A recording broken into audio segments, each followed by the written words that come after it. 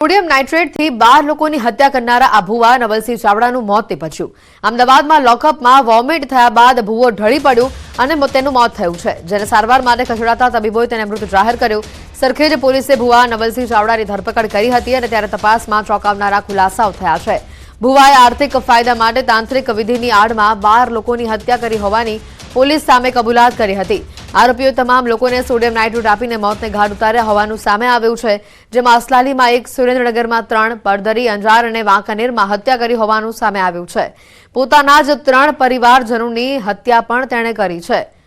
આરોપીએ સુરેન્દ્રનગરની કિરણ લેબોરેટરીમાંથી sodium nitrate લીધું હતું અને વઢવાણના આશ્રમમાં તે રહેતો હતો। 1ના 4 ગણા રૂપિયાની લાલચ આપી ભુવો લોકોને ફસાવતો અને રૂપિયા પડાવ્યા બાદ હત્યા કરી નાખતો। આરોપી જે તે વ્યક્તિને વિશ્વાસમાં લઈ રૂપિયા પડાવતો હતો અને બાદમાં પાણી કે આલ્કોહોલમાં સોડિયમ નાઇટ્રેટ પીવડાવવા માટે આપતો હતો, જેનાથી વ્યક્તિનું મોત થઈ જાય અને આખો મામલો હાર્ટ એટેક કે અકસ્માત કે આત્મહત્યામાં ખપાવી શકાય।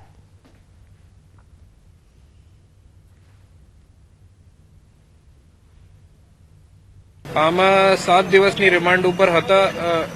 10 તારીખ સુધી તપાસમાં એમનો 12 જેટલા મર્ડરની કબૂલિયાત કરેલી છે। આમાં વિભિન્ન જેમ કે 3 ગુના જો છે રાજકોટમાં છે, 3 સુરેન્દ્રનગરમાં, 1 આપણા અસલાલીમાં છે, એમને ફેટલ દાખલ થયેલ છે, 1 અંજારમાં, બીજા 3 પરિવારવાળા જણા હતા। આ નવલસિંહ ચાવડા સોડિયમ નાઇટ્રેટ જેવું કેમિકલનો ઉપયોગ કરે છે। સોડિયમ નાઇટ્રેટને પાણીમાં કે શરાબમાં ઘોલી જાય અને એમનો જો વિક્ટિમ છે એનો પીવડાવી દે, વિક્ટિમ 15 થી 20 મિનિટમાં બેફાન થઈ જાય અને હાર્ટ એટેકનું પીએમમાં આવી જશે। સોડિયમ નાઇટ્રેટ તે સુરેન્દ્રનગરમાં એક લેબોરેટરી છે, ત્યાંથી લાવેલું હતું। 20 રૂપિયાની 100 ગ્રામ જેટલું હતું અને યા લોન્ડ્રી જેવું કામોમાં યુઝ કરે છે, ડ્રાય ક્લિનિંગમાં યુઝ કરેલ છે અને એની જાણ એને કોઈ બીજા બુઆજી ને કરેલી હતી એવી જાણ મળેલ છે।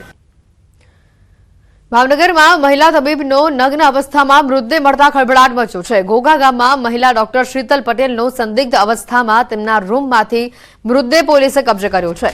મહિલા તબીબી સોનવાડામાં ભાડેથી રહેતા હતા। પાડોશીઓને બંધ મકાનમાંથી દુર્ગંધ આવતા ઘોઘા પોલીસને જાણ કરવામાં આવી અને ત્યારે પોલીસ અને ઘોઘા મામલતદારે ઘટના સ્થળે પહોંચી મૃતદેહને પોસ્ટમોર્ટમ માટે ખસેડ્યો છે। ત્યારે ડોક્ટરની હત્યા કે આત્મહત્યા તે અંગે પોલીસ તપાસ બાદ સમગ્ર હકીકત બહાર આવશે।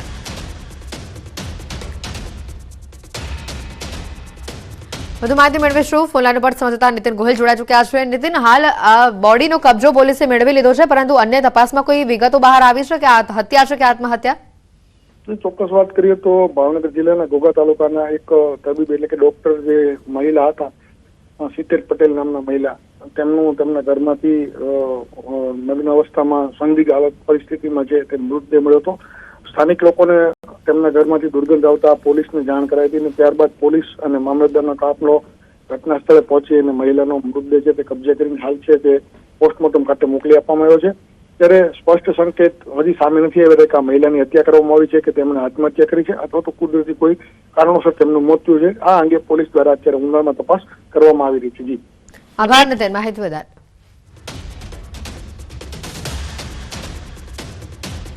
સુરતમાં લગ્નમાં ફાયરિંગના પ્રકરણમાં ધરપકડ કરવામાં આવી છે। ફાયરિંગ કરનાર ઉમેશ તિવારીની ધરપકડ કરાઈ છે। ગઈકાલે 11 વાગે ડિંડોલીમાં સાંઈ શક્તિ સોસાયટીમાં બનાવ બન્યો હતો। આરોપી વિરુદ્ધ આર્મ્સ એક્ટ વિરુદ્ધ પણ ગુનો દાખલ કરવામાં આવ્યો છે।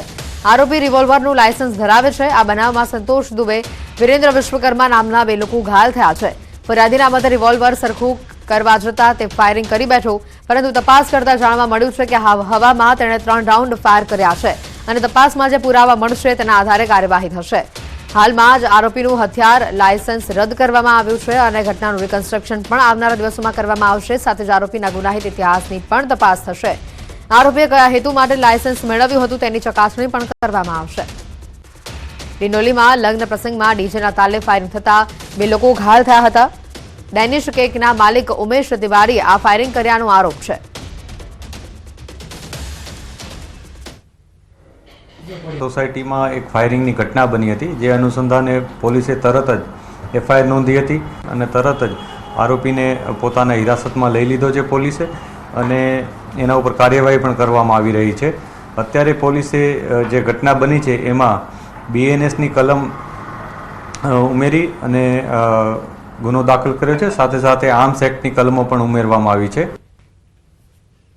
સુરતના ડિંડોલી વિસ્તારમાં લગ્ન પ્રસંગમાં સુસવાટા કરવા માટે 3 રાઉન્ડ હવામાં ફાયરિંગ કર્યા બાદ 2 વ્યક્તિઓને ઈજા કરનાર આ છે ઉમેશ તિવારી, કે જે ભાજપનો કહી શકાય સક્રિય કાર્યકર્તા છે અને આગેવાન હોવાને લઈ અને પોતાના વિસ્તારમાં વર્ચસ્વ જમાવવા માટે લગ્ન પ્રસંગમાં ફાયરિંગ કર્યું હતું. જોકે ઉત્તર પ્રદેશ અને બિહારના લોકો આ વિસ્તારમાં સૌથી વધુ રહે છે અને તેઓ પોતાને ત્યાં લગ્ન પ્રસંગમાં જાહેરમાં ફાયરિંગ કરી પોતાની તાકાત બતાવવાનો પ્રયાસ કરતા હોય છે. જોકે ગુજરાતમાં પ્રથમ ઘટના તો ના કહી શકાય, આ પ્રકારની ઘટનાઓ બનતી જ હોય છે. ત્યારે સુરત જે શાંત શહેર છે, રોજગારી માટે રોજગારનું સૌથી મોટું શહેર છે, ત્યાં આગળ રોજીરોટી માટે આવીને વસેલા આ વ્યક્તિએ જે રીતે ફાયરિંગ કર્યું છે તેને લઈને હવે મોટા સવાલો ઊભા થયા છે. એવું તો શું ઘટના બની કે આ વ્યક્તિને લાયસન્સવાળું હથિયાર આપવામાં આવ્યું? એવો કોઈ પોતાનો વેપાર નથી, એમને કોઈ જીવનું જોખમ નથી અને તેઓ હથિયાર લઈને ફરે છે, સુસવાટા કરી રહ્યા હતા.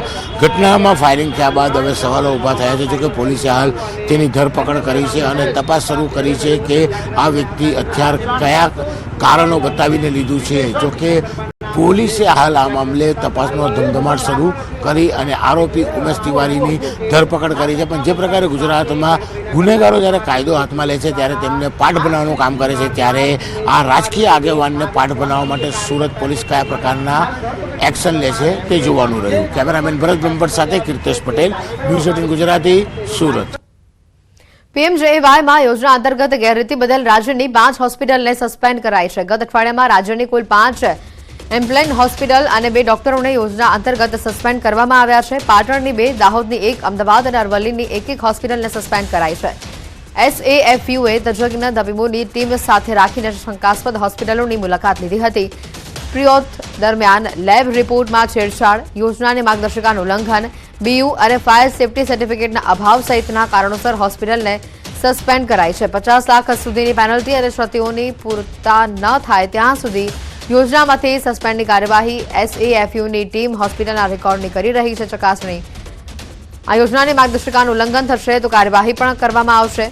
કાર્ડિયો, રેડિયો, કીમો, નિયોનાટલ કેર આ સહિતની સારવાર માટે સરકારે SOP બનાવી હતી. ટૂંક સમયમાં નવી માર્ગદર્શિકા જાહેર કરવામાં આવશે.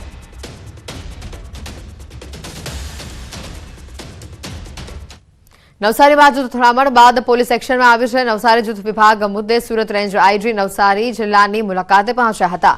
રેન્જ IGએ મોટા ખુલાસા કર્યા છે અને કહ્યું છે કે સોશિયલ મીડિયામાં તથ્યવિહીન પોસ્ટ વાયરલ કરી લોકોને ઉશ્કેરવામાં આવ્યા હતા.